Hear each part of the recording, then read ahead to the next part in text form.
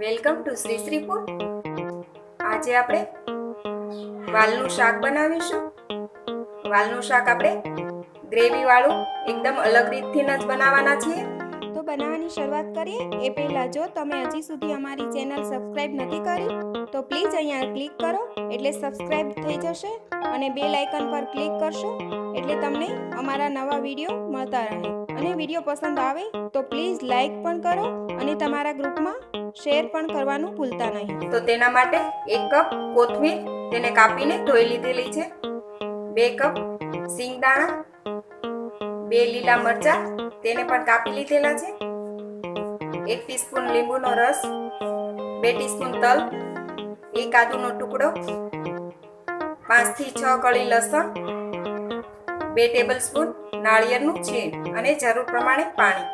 સૌથી પહેલા આપણે આ બધાની એક પેસ્ટ બનાવવાની છે. તે પેસ્ટ બનાવી લઈએ.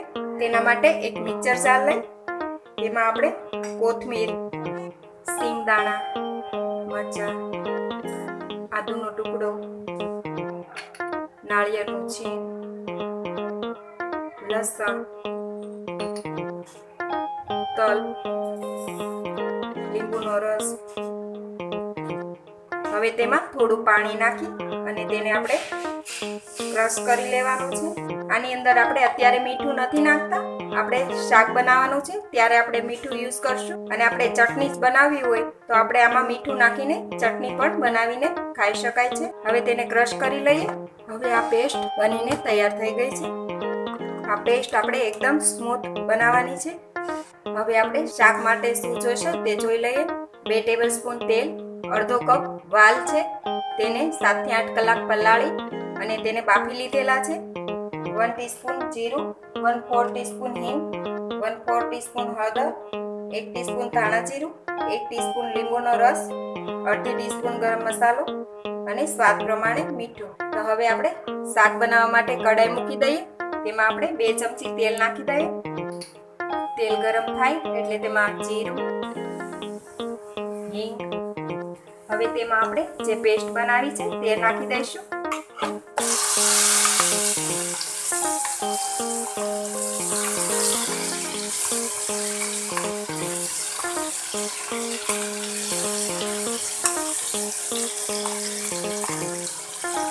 પેસ્ટ આપણે બધી જ નાખી દીધેલી છે.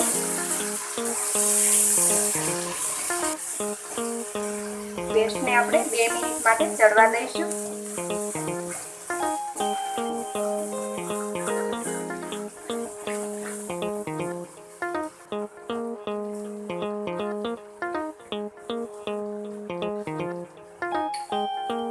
હવે તેમાં હળદર, ધાણા જીરું તેને બરાબર મિક્સ કરી લઈએ. હવે તેમાં 1 ચમચી જેટલું આપણે પાણી નાખીશું. હલાવી લઈએ. વધારે ગ્રેવી જોતી હોય તો પાણી થોડુંક વધારે નાખવું. અત્યારે હું થોડુંક પાણી વધારે નાખું છું.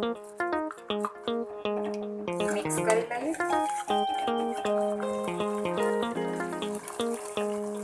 હવે તેમાં આપણે બાફેલા વાલ નાખી દઈએ. તેને બરાબર મિક્સ કરી લઈએ. હવે તેમાં આપણે મીઠું નાખી દઈએ. મીઠું આપણા સ્વાદ પ્રમાણે નાખીશું. મેં વાલ બાફતી વખતે મીઠું નાખેલું છે એટલે થોડું જ મીઠું નાખું છું મસાલાના ભાગમાં. હવે તેમાં ગરમ મસાલો મિક્સ કરી લઈએ.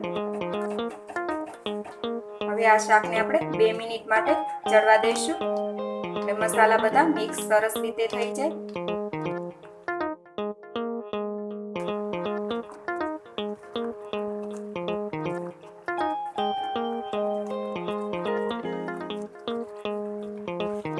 આ શાક બનીને તૈયાર થઈ ગયું છે. આપણે ગેસ બંધ કરી દઈએ.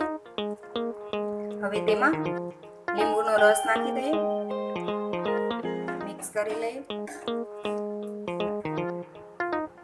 હવે તેને નીચે લઈ એક પ્લેટમાં તૈયાર કરી લઈએ. તો આપણું વાલનું શાક બનીને તૈયાર છે. તેના ઉપર આપણે ધાણાથી ગાર્નિશ કરી લઈએ. નાળિયેરનું છીણ, આ શાક ટેસ્ટમાં ખૂબ જ સ્વાદિષ્ટ લાગે છે. તેને તમે રોટલી, નાન, પરાઠા કોઈ પણની સાથે ખાઓ પણ તે એકદમ સ્વાદિષ્ટ લાગે છે. તો તમે પણ ઘરે જરૂરથી બનાવજો અને તમારા એક્સપિરિયન્સ અમારી સાથે શેર કરજો.